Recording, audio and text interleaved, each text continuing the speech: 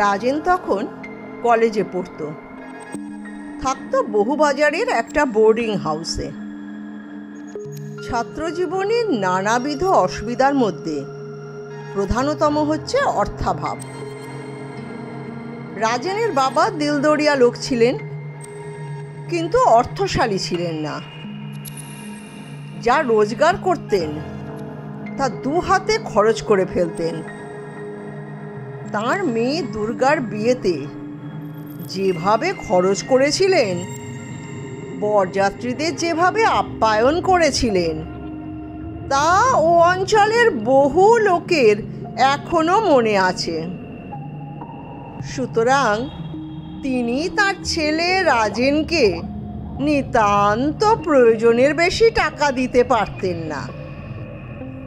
মাসের শেষে রাজেনের প্রায়ই হাত খালি হয়ে যেত এবং বন্ধুবান্ধবের কাছে ধার চাইতে হতো। ধার দেওয়ার মতো ধনী বন্ধুও ছিল তার একাধিক। রাজেনকে ভালোবাসতো অনেকেই। এর কারণ সেও তার বাবার দিলদরিয়া স্বভাবটা পেয়েছিল। যখন হাতে পয়সা থাকতো তখন বেপরোয়া খরচ করত। বন্ধুদের খাওয়াতো, সিনেমা দেখাতো। মৌমাছি বা পিঁপড়ের কাছে সে শিক্ষা লাভ করেনি। প্রজাপতি ছিল তার আদর্শ। এজন্য মাঝে মাঝে খুব কষ্টে পড়তো, কিন্তু তার স্বভাব বদলাতো না। বন্ধুরাই, বিশেষ করে কুমার অলকেন্দ্র মৌলি, তাকে বিপদ থেকে উদ্ধার করত। বেশ বদান্য ব্যক্তি ছিল সে। টাকা দিয়ে কখনো ফেরত চাইতো না। তবে একটা অসুবিধাও ছিল, সে লম্বা লম্বা আধুনিক কবিতা লিখত।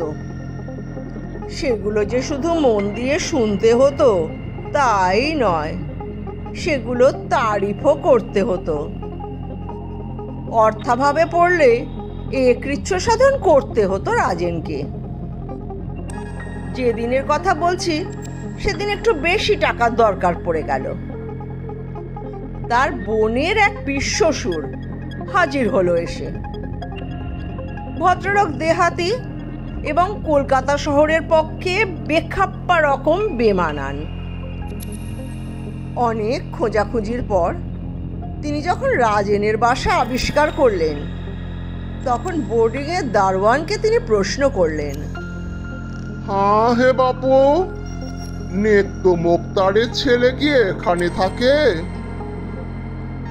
ছাপড়াবাসী দারোয়ান উত্তর দিয়ে দিলে, নেহি মালুম। তখন তিনি বোর্ডিংয়েরই একটি লোককে ওই একই কথা জিজ্ঞেস করলেন। সে উত্তর দিলে, সকলের বাপের নাম তো আমি জানি না। তার নাম যদি বলতে পারেন তাহলে বলতে পারবো তিনি এখানে থাকেন কি না। তার নাম রাজেন, কলেজে পড়ে। রাজেন দাস কি? হ্যাঁ, দাসই বটে। তাহলে 4 তলায় চলে যান। তার ঘরের নম্বর হচ্ছে 3। পিসশ্বশুর মশাই সিঁড়ি ভেঙে ভেঙে 4 তলায় উঠলেন। সেদিন রবিবার, রাজেন ঘরেই ছিল। পিসশ্বশুর মশাই তার দরজার সামনে দাঁড়িয়ে বেশ জোরে একবার গলা খাকারি দিলেন। রাজেন দেখলে একটি নাতি দীর্ঘ আজানুলম্বিত বাহু লোক দরজার সামনে দাঁড়িয়ে আছেন।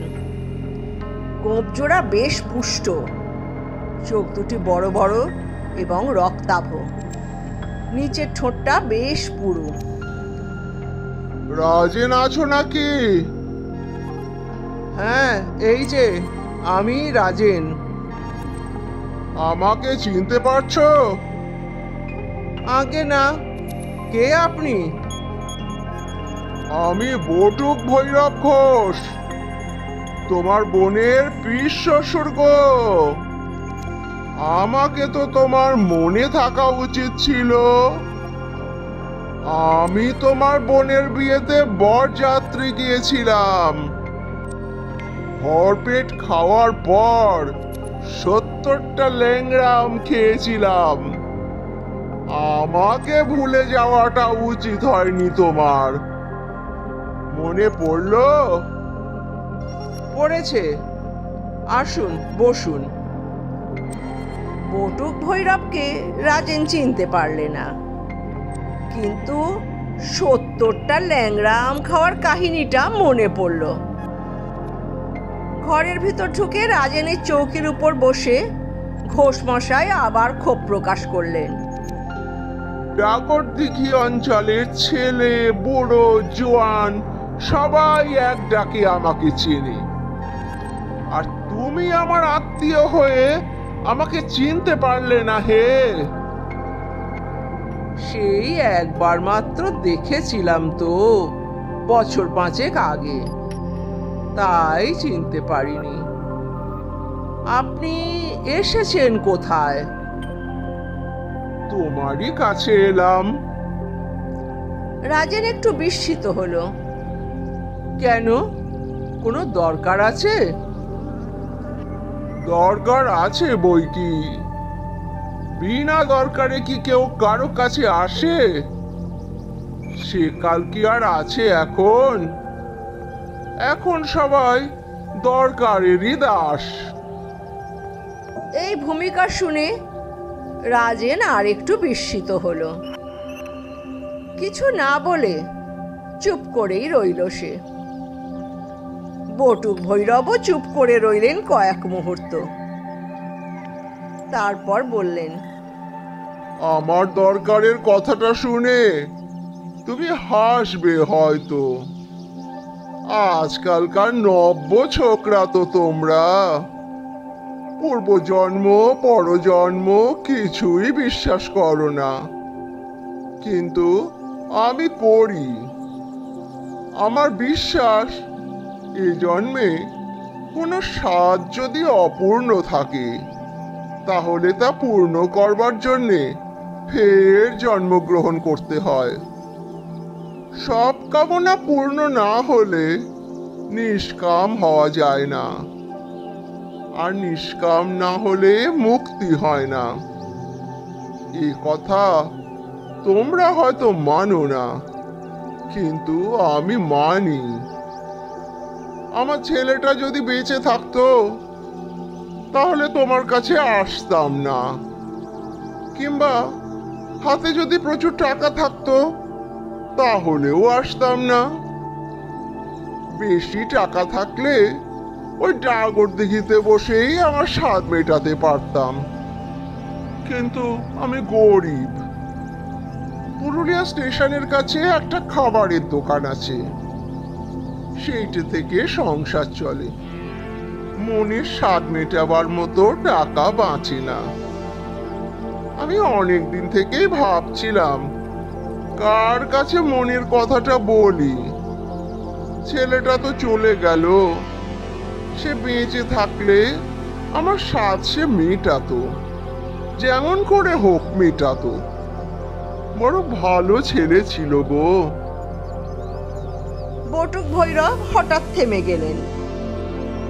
রাজেন দেখলে তার মুখটা একটু হাঁ হয়ে গেছে, নিচের ঠোঁটটা কাঁপছে থরথর করে, কিন্তু বেশিক্ষণ এভাব রইল না।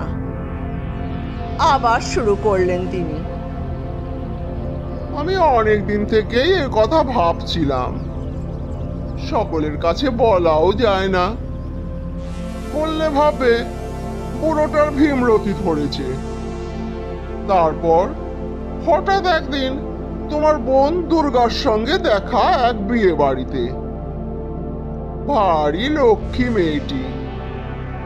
তার কাছেই শুনলাম তুমি কলকাতায় আছো। তার কাছেই তোমার ঠিকানাটাও পেয়ে গেলাম। আমার কেমন যেন দৃঢ় বিশ্বাস হয়ে গেল, তোমাকে বললেই আমার কাজ উদ্ধার হয়ে যাবে। তুমি যখন নেত্য মুক্তারের ছেলে, তখন আশা করা যায় তুমিও তোমার বাপের মতন দিলদরিয়া। আর তুমি কলকাতাতেই আছো, অসুবিধা নেই কোনো। কাজটা কি? একটু ইতস্তত করে বটুক ভৈরব বললেন। কাজটা যে খুব শক্ত তা নয়, কেবল বেশ কিছু টাকার দরকার। শুনি না কি কাজ? আমি নামজাদা একটা বিলিতি হোটেলে খেতে চাই। দেশি খাবার অনেক খেয়েছি, কিন্তু বিলিতি খাবার তো খাইনি কখনো। শুনেছি সেসব নাকি অপূর্ব। একদিন পেট ভরে খেতে চাই সেসব। আপনি গোঁড়া নন তো? মোটেই না, আমি মুরগি টুরগি সব খাই। আজকাল তো সবাই খাচ্ছে। আর একটা মুশকিলও আছে। কি? ভালো বিলিতি হোটেলে সাহেবি পোশাক না পরে গেলে ঢুকতে দেয় না। তাই পরেই যাব। দাও কিনে একটা সাহেবি পোশাক। শুধু আপনার পোশাক হলেই তো হবে না, আমারও চাই। আমাকে তো থাকতে হবে আপনার সঙ্গে। তা হবে বই কি। বেশ, দুটো পোশাকই কিনে ফেলো। গাড়ি ভাড়া বাদে আমার কাছে যা আছে সব তোমাকে দিয়ে দিচ্ছি। ট্যাগ থেকে একটি অর্ধমরিন 10 টাকার নোট বার করলেন বটুক ভৈরব। রাজেনের মুখ থেকে বেরিয়ে পড়ল, থাক থাক, আপনাকে কিছু দিতে হবে না। দেখি আমি কি করতে পারি। মনে মনে কিন্তু ভাবনায় পড়ে গেল সে। অনেক টাকার মামলা। আপনি এখন এখানে খাওয়া দাওয়া করে বিশ্রাম করুন, আমি একটু বেরুচ্ছি। ছুটল সে অলোকেন্দ্র মৌলির কাছে। এই অকুল পাথারে ওই একমাত্র ভরসা। দরকার হলে সে ওর সব কবিতা শুনবে, যা থাকে কপালে। 150 টাকার উপর খরচ হলো। বটুক ভৈরব 3 জনের খাবার একা খেলেন। যাবার সময় তিনি স্যুটটা দিয়ে গেলেন রাজেনকে। বললেন, ওটা কেটে ছেটে তোমার মাপের করে নিও। খুব খুশি হলাম। বেঁচে থাকো, বাপের মুখ রেখেছ তুমি। বাপ কা বেটা হয়েছ, এই তো চাই। আমি গরিব মানুষ, সামান্য মানুষ, কি আর আশীর্বাদ করব তোমায়। দীর্ঘজীবী হও, রাজ রাজেশ্বর হও। পুরুলিয়ায় কিন্তু যেও বাবা একবার, নিশ্চয় যেও। সেখানে প্রাণ ভরে খাওয়াবো তোমাকে। যেও যেও, যাবে তো? যাব। হ্যাঁ, নিশ্চয় যেও। আমি তোমার পথ চেয়ে থাকবো। আচ্ছা, কোনো একটা ছুটিতে যাব। রাজেন বটুক ভৈরবকে ট্রেনে তুলে দিয়ে এলো। যাবার সময় তিনি কেঁদে ফেললেন এবং অশ্রুসজল কণ্ঠে আবার অনুরোধ করলেন, আমার ওখানে এসো একবার, এসো, নিশ্চয় এসো। রাজেন পুরুলিয়া গেল 10 বছর পরে চাকরির চেষ্টায়। পুরুলিয়ার একজন নামজাদা উকিল তাকে ডেকেছিলেন ওখানকার ম্যাজিস্ট্রেট সাহেবের কাছে নিয়ে যাবেন বলে। ম্যাজিস্ট্রেট সাহেবের হাতেই চাকরি। রাজেন যে ট্রেনটায় যাচ্ছিল সেটা পৌঁছবার কথা সন্ধ্যা 7টায়, কিন্তু সামনে স্টেশনে একটা ইঞ্জিন ডিরেলড হয়ে গিয়েছিল বলে একটা স্টেশনে 5 ঘন্টা আটকে থেকে গেল তার ট্রেনটা। পৌঁছলো রাত 12টায়। রাজেন অবশ্য পেট ভরে খেয়ে নিয়েছিল। জিনিসপত্র বিশেষ ছিল না সঙ্গে। রাতটা হয়তো সে স্টেশনে ওয়েটিং রুমেই কাটিয়ে দিত। কিন্তু তার মনে হলো উকিল বাবুটির বাসাতেই যাওয়া উচিত। সে যে ঠিক দিনে এসেছে এবং দেরিটা যে তার ইচ্ছাকৃত নয়, এটা তাকে জানিয়ে দেওয়া উচিত। চাকরির ব্যাপার তো। স্টেশন থেকে বেরিয়েই দেখা হয়ে গেল বটুক ভৈরবের সঙ্গে। উচ্ছ্বসিত হয়ে উঠলেন তিনি। আরে আরে, রাজেন যে, এতদিনে তোমার সময় হলো। এসো এসো, আমার দোকানে এসো। এই সামনেই আমার দোকান। ছি ছি, বড্ড দেরি করে ফেলেছো। রাজেন স্টেশনের বাইরের মাঠে একটি সুসজ্জিত খাবারের দোকান দেখতে পেল। চলো, বেশ পেট ভরে খাওয়াবো তোমাকে। এখন আর খেতে পারবো না, একটু আগেই পেট ভরে খেয়েছি। কাল আসবো। এখন আমাকে একবার নীলকণ্ঠ বাবুর সঙ্গে দেখা করতে হবে, বড় জরুরি দরকার। একবার যাবে না দোকানে? এখন নয়, কাল আসবো। পরদিন সে গেল সেখানে। গিয়ে কিন্তু বটুক ভৈরবকে দেখতে পেল না। যেখানে দোকানটা দেখেছিল সেখানে দেখলে ফাঁকা মাঠ, কিচ্ছু নেই। একটু দূরে আর একটা দোকান ছিল। সেখানে গিয়ে রাজেন জিজ্ঞেস করলো, আচ্ছা, বটুক বাবুর খাবারের দোকানটা কোথায় বলুন তো? সে দোকান তো 5 বছর আগে উঠে গেছে। বটুক বাবুও মারা গেছেন। কি যে বলেন, আমি কাল রাত্রে তাকে দেখেছি। দোকানদার মুচকি হেসে বললে, ভুল দেখেছেন। আরেকটি লোক সেখানে বসেছিলেন, বুড়ো লোক।